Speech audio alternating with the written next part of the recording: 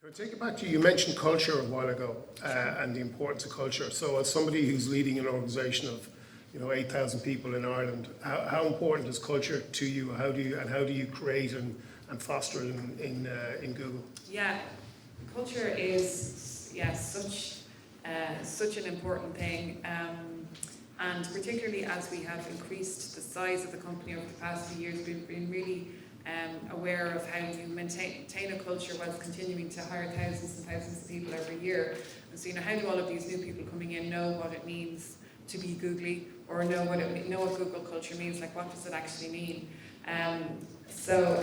It is something you need to work at, though. And one of my colleagues in Dublin has a great phrase, and he often says that culture is like French bread; you need to bake it every day.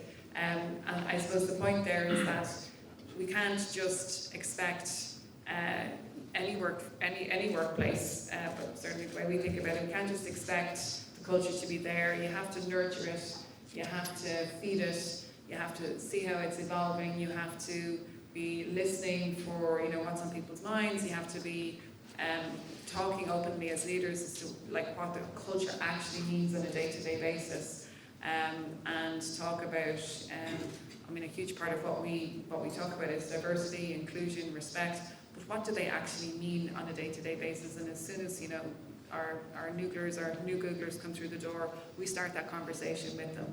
And really, I suppose it's about how does a place work? What does it feel like to work here? What happens when the bosses aren't looking?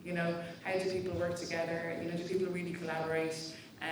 What are the principles and values that you use to make decisions? Those kind of things. So it's ingrained in everything, but needs to be worked at. It's not something that just happens.